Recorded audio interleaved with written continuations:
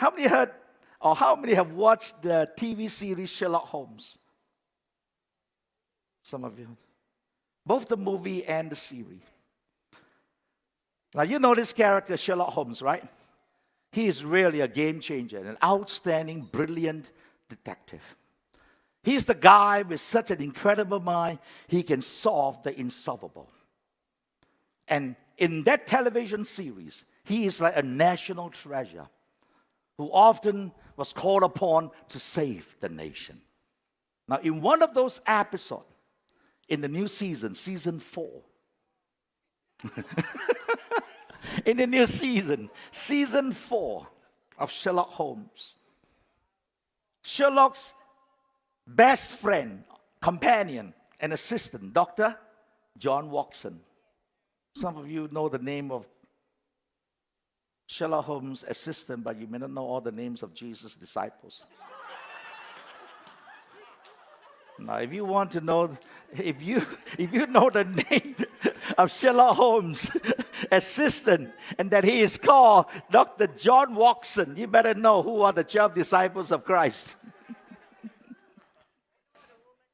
Now, in one of those episodes, John Watson, Dr. John Watson, got married to a woman named Mary, who, unknown to Sherlock and Holmes, she was a spy and a mercenary previously. Did you watch the movie? That series, all right. So, just like every good television series, Mary's past caught up on her finally. And when this was known, Sherlock made a promise to Watson. Now, you know, in that series, Watson is the weak guy. Sherlock is the hero. So Sherlock promised Watson, no matter what happened, he will make sure that Mary will be alive. He will protect Mary's life if the enemies do come to her. Now, and being the great detective that he was, Sherlock Holmes uncovered the plot. And on the day when they were capturing that assassin who was sent to kill Mary, a bullet was fired at Sherlock. And at that instant, Mary jumps forward and took the bullet and saved Sherlock's life. She gave her life for him. The aftermath of that event brought in great depression to the both of them, having lost a loved one, for both Watson and Sherlock. Not only did they went into deep depression, as in that episode shows us, but the friendship was fractured as a result of it. Cut the whole story short. At a point when both of them were able to come together and talk about what happened, Watson spoke to Sherlock and said this to Sherlock: "You didn't kill her. Mary chose to give her life to save you. You didn't make her do it. No one can make Mary do anything she doesn't want to." And then once again, Watson reassured Sherlock, "You didn't kill her." And it was in response to that statement that Watson made in regard to Mary's death that Sherlock responded with this statement: "In saving my life, she conferred a value on it," Sherlock said, "and it is a currency I do not know how to spend." Wow. Now, let me explain, then you will understand why I say wow. Somebody wonder, what is so great about this statement? You see, this great Sherlock Holmes his brilliant mind, and his great achievement.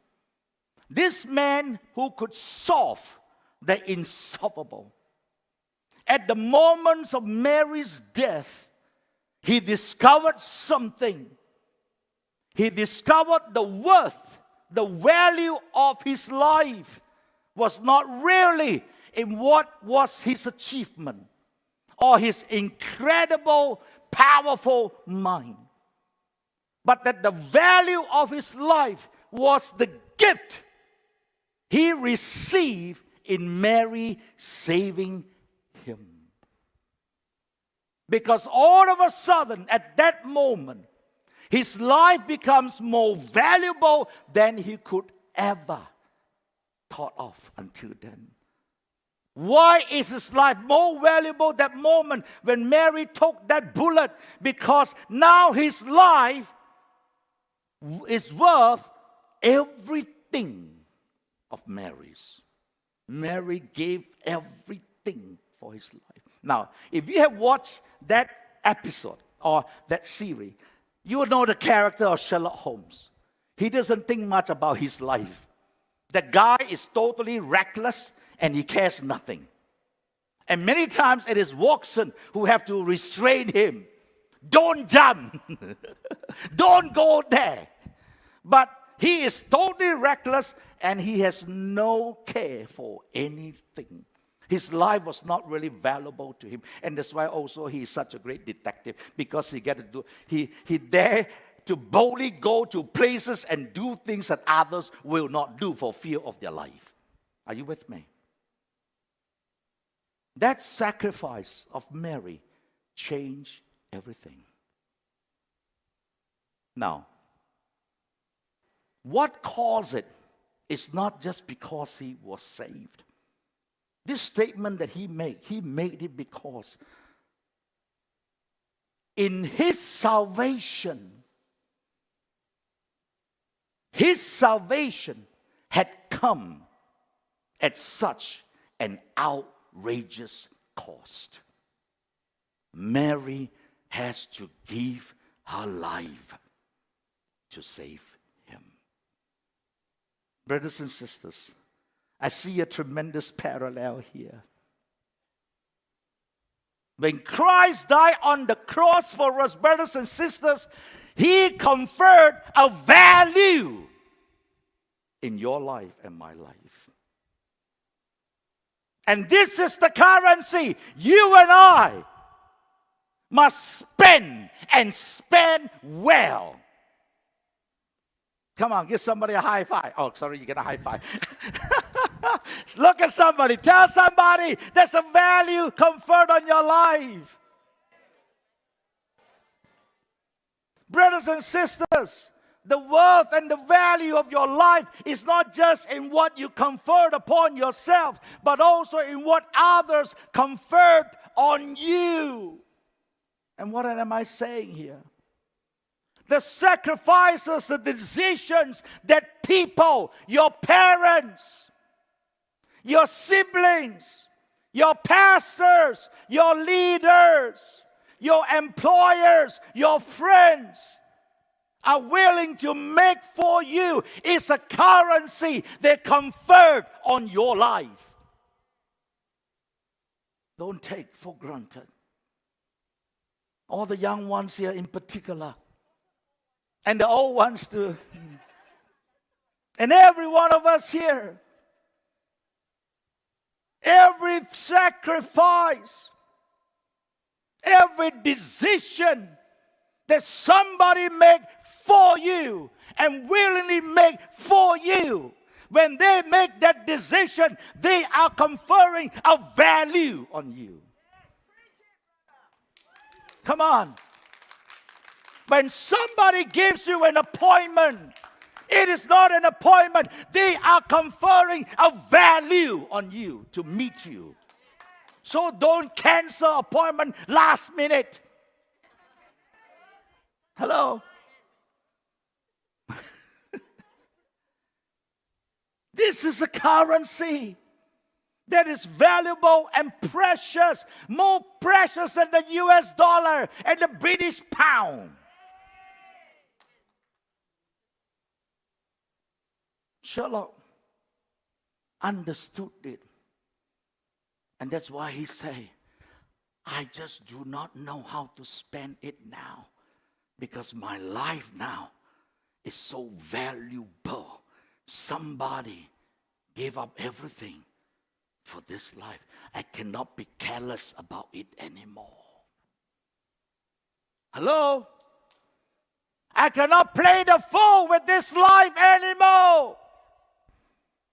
Because there is a price and a value given to me. Last Sunday when I sat here, I wept and I cried when the Holy Spirit spoke this to me. What am I doing with this life that God has given to me? Am I a faithful steward? Stop thinking you are worthless. There's a value on your life, and it is a currency you must decide how to spend it. Brothers and sisters, our life even has a greater value today because Jesus was willing to give up everything for you and for me. Tell your neighbor, your life is absolutely valuable. Every time when the devil attacks you with negative thinking, every time when the devil put barricades and barriers in front of you to stop you from going, let me tell you what he's doing. He is attacking the value of your life. Don't let him steal the value that Christ has already conferred on you. Can you please tell your neighbor, my life is valuable. I will protect it. And I will live it well. My question, how will you spend this currency placed on you by God and the people who love you? Your family,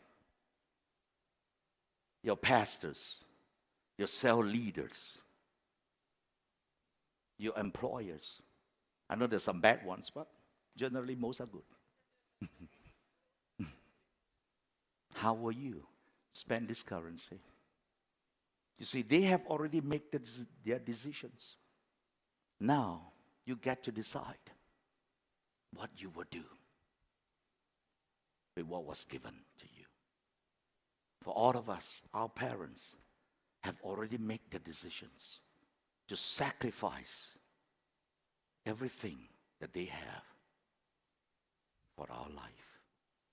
That's a value they place on us. Your cell leaders, your pastors have made that decision to sacrifice their time, their energy, take time from other things to spend time on you. They have conferred a value on you. What will you do with what is conferred on you? Paul understood this when he said in Galatians chapter 2 verse 20, I have been crucified with Christ. That is, in him I have shared his crucifixion. It is no longer I who live, but Christ lives in me. The life I now live in the body, I live by faith, by adhering to, relying on, and completely trusting in the Son of God who loved me and gave himself up for me. Paul understood the value placed on him. And he spent his currency by giving his whole life to live for Jesus. So how should we be spending this currency? Paul lived every ounce of his strength and his life for God until the day he died. So for us now, how should we be spending this currency?